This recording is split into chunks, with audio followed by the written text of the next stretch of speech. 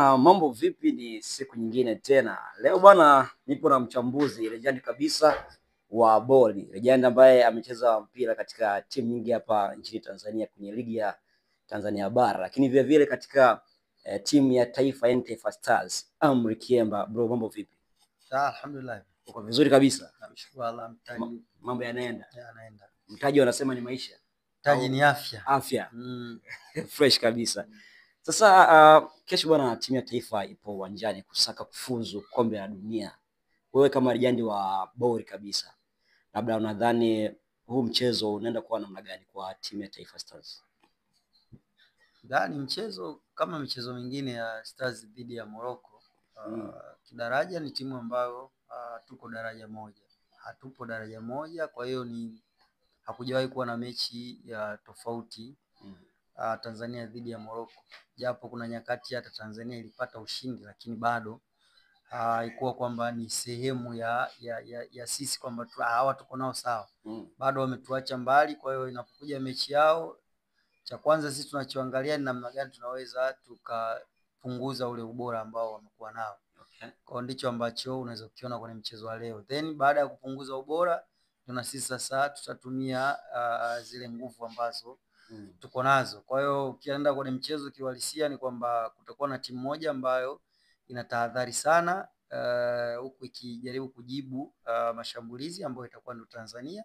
Na tutakuwa na timu moja ambayo ina uhitaji sana wa kuonesha kwamba wanafuzu kuelekea fainali za kombe la dunia Marekani kwa kupata ushindi, kwa sababu mchezo huo kama wanashinda moja kwa moja wameshajikatia tiketi ya kwenda kwenye fainali.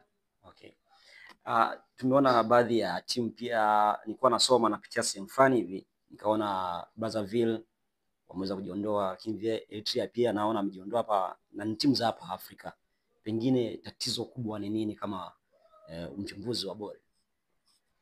Kila watu wana changamoto zao. Wakati mwingine hata masuala ya uchumi huwa yanachangia kwa timu kushindwa, sababu kucheza ni gharama. Leo hii unaweza kwa sababu tu bajeti za timu ya taifa kwenye safari na kwenda kucheza mchezo mmoja huwa haziweki wazi, lakini kama inawekwa wazi, nadhani kuna watu wangekuwa wanaona huruma kwa wale ambao wanahudumia timu ya taifa. Kwa hiyo sio kitu kidogo kuona kila sehemu ambapo timu ya taifa inatakiwa kwenda inafika na inacheza. Sio kitu chepesi, na unaweza kukuta mechi moja tu gharama za usafiri kwenda kurudi, namna ambavyo timu zinatakiwa kukaa kwenye 5-star hotel au 3 stars.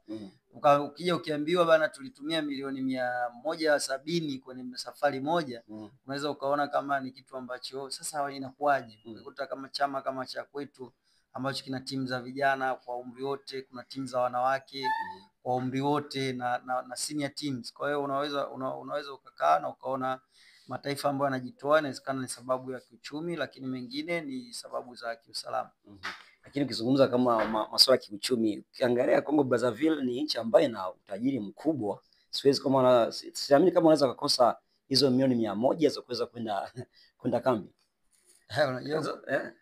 Ndio maana nimesema unaweza ukakuta ni masuala ya kiusalama ama masuala ya kiuchumi, lakini unaweza ukaiona nchi ukahisi kama ina fedha nyingi, lakini hazijawekwa kipaumbele kwenye matukio hayo ambayo yanabidi fedha zitumike. Kwa hiyo kwangu mimi siwezi kuwa na sababu ya moja kwa moja ni kwa nini nchi zingine zinajitoka, lakini ni masuala ya kiuchumi, lakini lingine ni mambo ya usalama. Okay, sawa. Bwana, sasa wewe kama mzoefu kabisa wa mashindano kama haya na umecheza kwenye timu ya taifa, pengine wewe unadhani ni wapi Taifa Stars huwa inakwama kuweza kuendelea kwenye baadhi ya mashindano ambayo yanakuwa yakiendelea?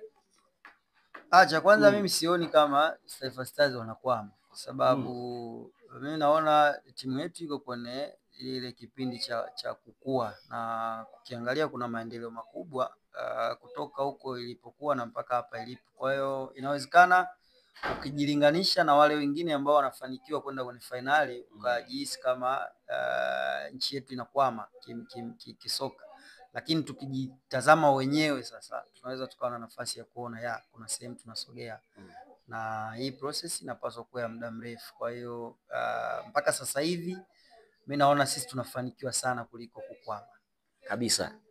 Okay, unadhani wewe ni mbinu gani ambazo kocha ambazo unatakiwa kuzitumia kabisa ili kujihakikishia kwamba kesho Morocco analala kabisa pale?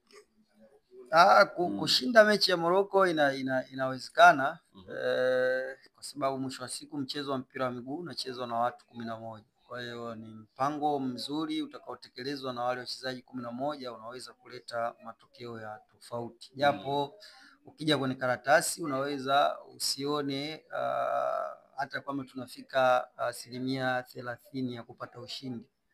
Utaona labda hizo 30% zipo kwenye sare. Kwa hiyo ni mchezo ambao mwalimu anahitaji sana watu ambao wana wachezaji kwa maana ambao wanaweza kutekeleza yale ambao wanakubaliana kwa ajili ya kuendea mchezo huo, na ni mchezo ambao unahitaji kila mchezaji awepo kiwanjani. Ukiwa na wachezaji wawili au mmoja ambaye hayupo kwa asilimia zote ambazo mnazihitaji, inawezekana ikawa ni mchezo mgumu sana kwa timu.